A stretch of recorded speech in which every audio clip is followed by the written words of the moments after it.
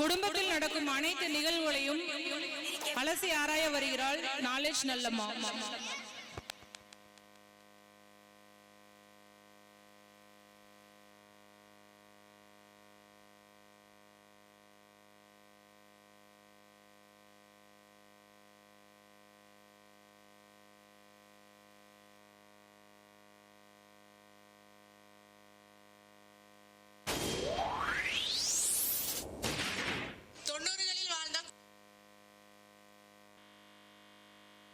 Hi மக்களே, வணக்கம். Welcome to நம்ம school Sri SRV.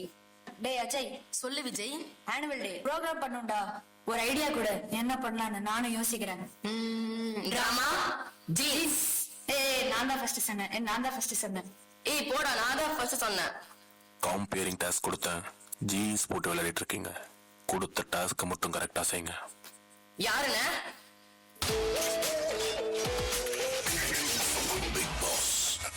Sorry big boss. சரிடா அஜய், ஸ்டார்ட் பண்ணலாமா? அதுக்குள்ளான என்ன ஸ்டோரி, எங்க ஸ்கிரிப்ட், யார் ஆக்டிங்?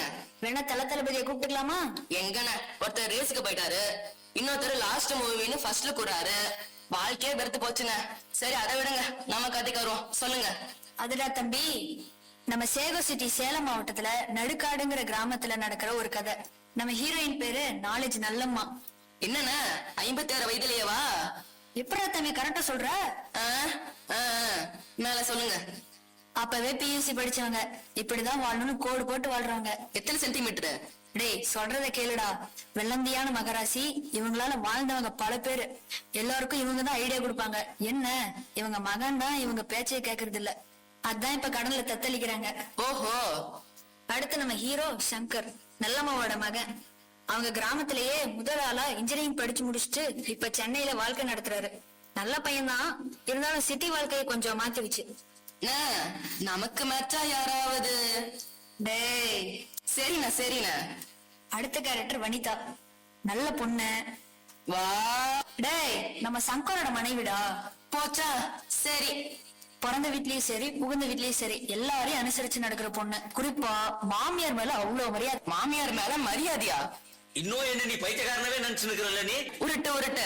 என்னடா அஜய் யோசிக்கிற? ஒண்ணு இல்லைண்ணா. மேல சொல்லுங்க. கடைசியா நம்ம வாண்டு பையன் பேரு ராகேஷ், சங்கரோட மகன். சேட்டனா சேட்டை, அப்படி ஒரு சேட்டை. என்ன விடவா?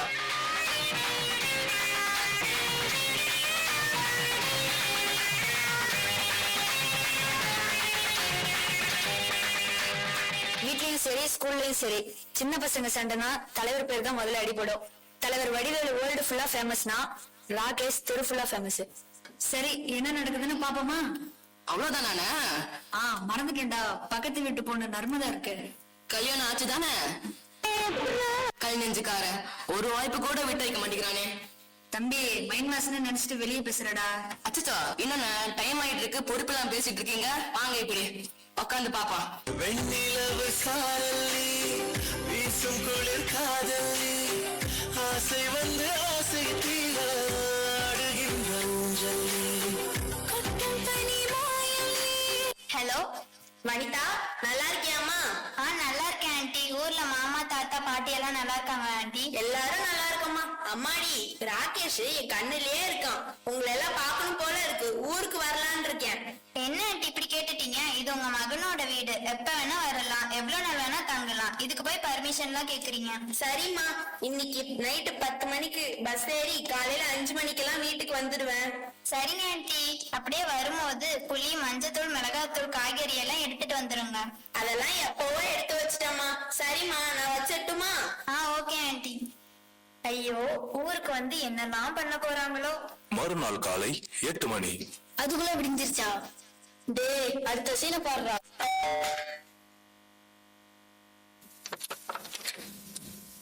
ஆண்டி வாங்க வாங்க உட்காருங்க. ஏன் இவ்ளோ லேட்டு? பஸ் பிரேக் டவுன் ஆயிடுச்சுமா, அதான் லேட்டு. இருங்க ஆண்டி, காஃபி எடுத்துட்டு வரேன். கடவுளே, இந்த தடவையாவது ஆண்டி கிட்ட திட்டு வாங்காம இருக்கணும். எங்கம்மா ராகேஷ்? தூங்குறேன் ஆண்டி.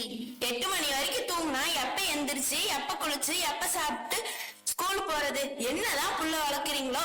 Sorry aunty. என்னங்க, ராகேஷ் ஸ்கூல்ல இருந்து போன் பண்ணாங்க. என்ன சொன்னாங்க? அம்மா வாங்கம்மா, எப்பமா வந்தீங்க? இப்பதான் தம்பி வந்தேன். எல்லா சப்ஜெக்ட்லயும் கம்மியா மார்க் எடுக்கிறானா, கிளாஸ்ல மத்த பசங்களை பேட் வாட்ச்ல திட்டுறானா. என்ன புள்ள அழுத்து வச்சிருக்க? இதெல்லாம் கவனிச்சு திருத்தம் இல்லையா? டேய், வனிதாவை ஏன்டா குறை சொல்ற? சின்ன வயசுல அவன் பேசும்போது சந்தோஷப்பட்டு சிரிச்சீங்க.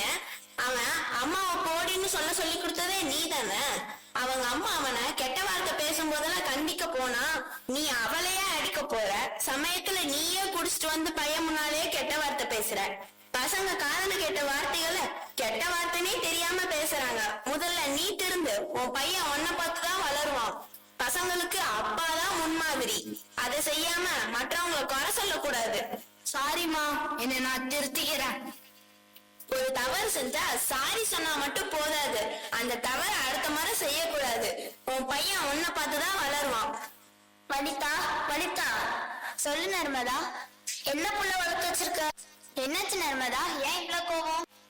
எனக்கு உங்க ராகேஷ் என் பையனை விளையாடும் போது அடிச்சு காயம் பண்ணிட்டான். என் பையனை பார்த்து துப்பாக்கியால சுட்டு கொண்டுடுவேன்னு சொல்றான். என்ன பழக்கம் அது? சாரி நர்மதா, சின்ன பையன் ஏதோ தெரியாம பேசிட்டான். நான் அவனை கண்டிக்கிறேன். நாம இவ்வளவு நாளா ஃப்ரெண்ட்ஸா இருக்கறதுனால பேசாம போறேன், இல்லைன்னா வேற மாதிரி ஆயிரும். ஒழுங்கா கண்டிச்சு வை. ஏமா, இதுக்கெல்லாம் காரணம் என்னவா இருக்கும்னு நினைக்கிறேன்? எனக்கு என்ன சொல்றதுன்னே தெரியல ஆண்டி. நம்ம ராகேஷ்க்கு 2 வயசு இருக்கும்போது அவனுக்கு பொம்மை துப்பாக்கி வாங்கி கொடுத்து அப்பாவை சுடு, அம்மாவை சுடு, மாமாவை சுடுன்னு சொல்லி கொடுத்து ரசிங்க. அவன் மனசுல அது வன்முறையே தெரியவாம பதிவாயிருச்சு. அவன் உங்களை அடிக்க வந்தா தாத்தாவாடி பாட்டி அடின்னு சொல்லி கொடுத்து அதை பார்த்து ரசிச்சிங்க. இதெல்லாம் தப்புனே தெரியாம வளர்றான். அந்த பழக்கம் தான் இன்னைக்கு பள்ளிக்கூடத்துலயும் பக்கத்து வீட்டு ஆளுங்களோடையும் பிரதிபலிக்குது. சாரி ஆண்டி, இவ்வளவு நாளா இது தெரியாம ராகேஷ ரொம்ப கண்டிச்சிட்டோம். நாங்க எங்களை இனிமே திருத்திக்கிறோம். சரிங்க ஆண்டி, வாங்க சாப்பிடலாம். நான் சாப்பாடு எடுத்து வைக்கிறேன். ராகேஷ், வா சாப்பிடலாம். எனக்கு வேணாம் mummy, I don't like it. நீ இப்ப சாப்பிட்டு வரலனா அடி பின்னிடுவேன். அப்படின்னா எனக்கு போன் கொடு, நான் சோட்டா பீம் பார்த்துட்டே தான் சாப்பிடுவேன். அவனுக்கு சாப்பாடு ஊட்டுறப்பெல்லாம் போனை கொடுத்தே பழக்கப்படுத்திட்டீங்க. இன்னைக்கு அந்த பழக்கம் தான் தொடருது. குழந்தைங்களை வெளியில கூட்டி போய் வேடிக்கை காட்டி கதை பேசிட்டே ஊட்டி பழக்கப்படுத்திருக்கணும். அதை விட்டுட்டு போனை காட்டி ஊட்டியே பழக்கப்படுத்திட்டீங்க. இப்ப நொந்துட்டு என்ன செய்யறது? சரிம்மா, நம்ம வாழ்க்கை எதனைக்கு போயிட்டுன்னே தெரியல.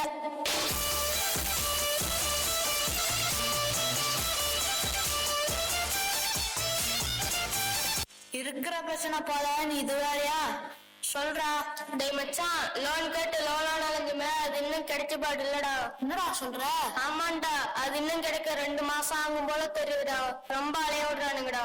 சரிடா, பாக்கலாம். சங்கர், டேய் அம்மா இருப்பாங்கடா, அப்புறம் பேசுறேன். என்னப்பா ஆச்சு? ஏன் முகமெல்லாம் வாட்டமா இருக்கு? ஒண்ணு இல்லம்மா. ஒண்ணும் இல்லையா? டேய், நான் அம்மாடா, சொல்லு என்ன பிரச்சனைன்னு. அம்மா, எனக்கு 10 லட்சம் கடன் இருக்குமா, அத லோன் வாங்கி கடனை அடைக்கணுமா. என்னப்பா சொல்ற? அம்மா, இங்க சென்னை சிட்டில வாழ்க்கை நடத்துறது ரொம்ப கஷ்டமா இருக்குமா. வாங்குற சம்பளத்திலேயே வாடகை, மல்லிகை, current bill, school fees, medical செலவு, இஎம்ஐன்னு எக்கச்சக்கமா செலவாகுமா. அதனால அங்க இங்க லோன் வாங்கி மலையா நிக்குதுமா. தம்பி, ஊர்ல நம்ம அப்பாவோட சம்பளம் எவ்வளவுன்னு தெரியும் தானே? தெரியுமா.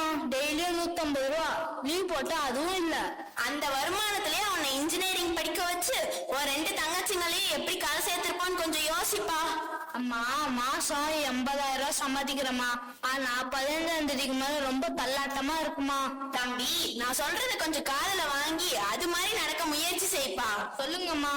சம்பளம் வாங்கின உடனே வேலையா சேமிப்புக்குன்னு தனியா எடுத்து வச்சிரு. அது ஒரு செலவுனே நினைச்சு எடுத்து வச்சிரு. வச்சுட்டாலும். 2வது, ஒரு பொருள் வாங்கறதுக்கு முன்னாடி அது தேவையா தேவையில்லையான்னு ஒரு தடவைக்கு 10 தடவை நல்லா யோசி. பெரிய பெரிய சூப்பர் மார்க்கெட்னு சொல்றாங்களே, அங்கெல்லாம் ஆஃபர்னு சொல்லிட்டு நிறைய பொருளை வாங்க வைக்காம அது ஒரு வியாபார தந்திரம்னே தெரியாம நம்ம தேவையில்லாத பொருள் எல்லாம் வாங்கி குவிக்கிறோம். இதையெல்லாம் விட்டுட்டு சின்ன கடையில தேவையான பொருளை மட்டுமே வாங்கணும். ஆண்டி, நான் உங்களுக்கு சுடுதண்ணி எடுத்துட்டு வரேன். 3வது, இஎம்ஐல பொருள் வாங்கக்கூடாது. எல்லா ஆடம்பர பொருளையும் இஎம்ஐல வாங்கிட்டு கடைசியா அதை கட்ட முடியாம எவ்வளவு பேர் தடுமாறுறாங்க தெரியுமா? தம்பி, நம்ம சேமிப்பு நமக்கு ஒரு சக்தியை கொடுக்கும். அதனால நமக்குன்னு ஒரு கோடு போட்டு வாழ்க்கையை நடத்தணும். காட்டணும். அம்மா உன்னை நினைச்சா எனக்கு பெருமையாவும் ஆச்சரியமாவும் இருக்குமா.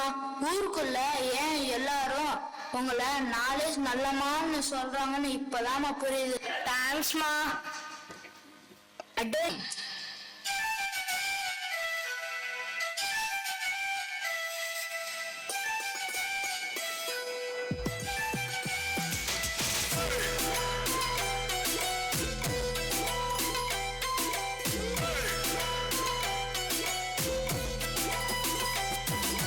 பொறக்குற நொடியில விரட்டுது காசு, இருக்கிற நிம்மதிய பண்ணுது இப்ப க்ளோஸ். மணி இந்த bank and bank is the boss. தேடி தேடி ஓடி ஓடி அண்ணதெல்லாம் லாஸ். பொறக்குற நொடியில விரட்டுது காசு, இருக்கிற நிம்மதிய பண்ணுது இப்ப க்ளோஸ். மணி இந்த bank and bank is the boss. தேடி தேடி ஓடி ஓடி அண்ணதெல்லாம் லாஸ். கனவுல காசு வந்தா காட்டணும் கணக்கு, அளவுக்கு மீறின ஆசை எதுக்கு. ஸ்விஸ்ல இருக்கு காந்திக்கும் கணக்கு, ஏகப்பட்ட இயமையில நாடே கடக்கு. காசு தான் கடவுளடா, அந்த கடவுளும் என்ன படுத்துதடா. காசு தான் கடவுளடா, அந்த கடவுளும் என்ன படுத்துதடா.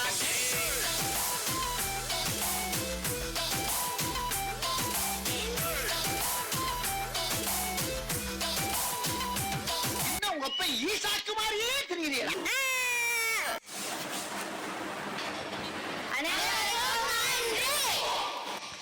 சூப்பர், வாழ்த்துக்கள். அதாவது இந்த அடுத்ததாக வானத்தில் இருக்கலாம் நிறைய ஸ்டார், ஆனா எங்களுக்கெல்லாம் ஒரே ஸ்டார். அந்த ஸ்டார் யாருங்க? யாருங்க அந்த ஸ்டார்?